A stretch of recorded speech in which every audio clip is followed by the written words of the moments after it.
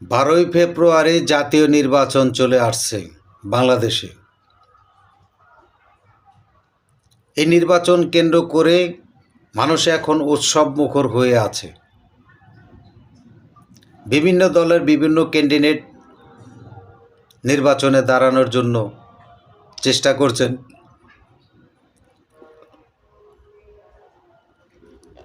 বেশিরভাগ মানুষ আনন্দ উপভোগ করবে বিএনপির ক্যান্ডিডেটের সমর্থকরা, জামাতের ক্যান্ডিডেটের সমর্থকরা, এনসিপির ক্যান্ডিডেটের সমর্থকরা, বাকি যে অন্যান্য দলগুলি আছে সেগুলো কিন্তু তেমন একটা আলোচনায় নেই। আর আওয়ামী লীগ তো নেই কি কোথাও। এখন এই যে উৎসব মুখর সময়টি,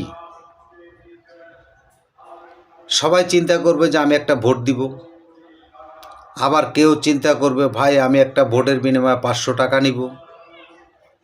আবার কেউ চিন্তা করবে আমি একটা সিগারেট খাবো। এক একজন এক এক ধারায় থাকবে। আবার কেউ চিন্তা করবে আমি এক কাপ চা খাবো।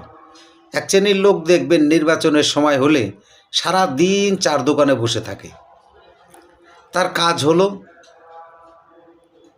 বিভিন্ন নির্বাচিত প্রার্থী আসবে, বিভিন্ন সমর্থকরা আসবে, চা খাওয়াবে, সিগারেট খাওয়াবে, পান খাবে, সারা দিন ঘুরে পান সিগারেট খাবে আর বিভিন্ন গাল গল্প করবে।